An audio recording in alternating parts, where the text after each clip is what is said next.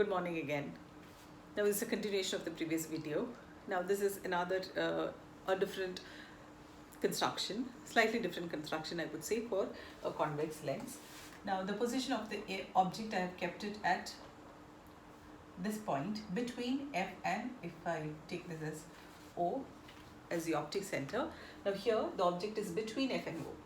The previous video we placed it between F and 2F, but here we have kept it between the focal point and the optic center. We'll see how here it is different and how to analyze it differently. And as I have written here, these are the key terms that you should be using for describing the image. What are they? Magnified or diminished, erect or inverted, the position of the image where it is formed, and whether it's real or inverted.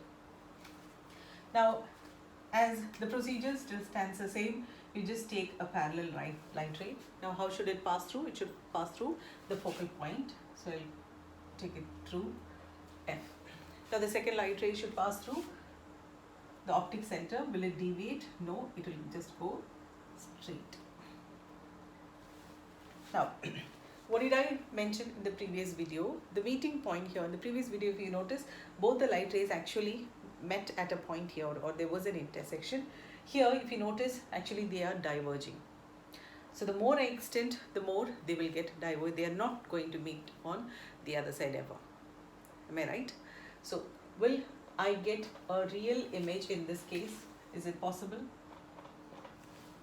It is not possible. Why? Because the rule for real image, you have to keep this point in mind. The actual light rays after refraction, if they meet at a point, if they actually meet at a point, then you get a real image. If they don't meet at a point, if they are diverging, then you are not going to get a real image on the other side. Instead, what would you observe if you are looking from here? If your eyes, this is a common question they ask you, where should you place your eye position? So if you are looking from here, this object, it will appear, these two light rays appear to come from a point. If we extend it backwards, they meet at a point somewhere here. Alright.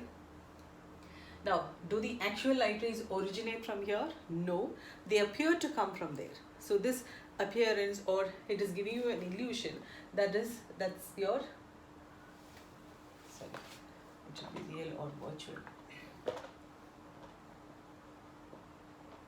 It's a virtual image. Do you get it? So if the actual light rays here meet at a point, you will get real image. If they don't, if they diverge, then these two light rays appear from a point from behind. Then what do? This is the meeting point. So I told you earlier, you should drop it till the principal axis. Now this is the position of your image. You get it? So when the object is between F and O, this is what the type of construction would be. Be familiar with it. Now looking at the image and using these key terms, you'll be able to describe it accurately. Now, is it bigger compared to the size? Yes. So it is magnified. So the object is magnified. Now, is it erect or inverted? It is above the principal axis.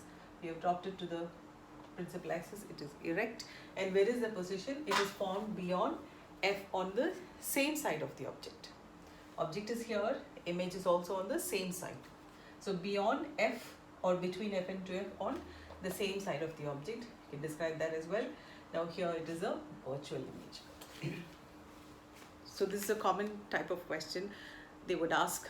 You are asked to construct the ray diagram and describe the characteristics of the image. So don't waste time in by hearting it.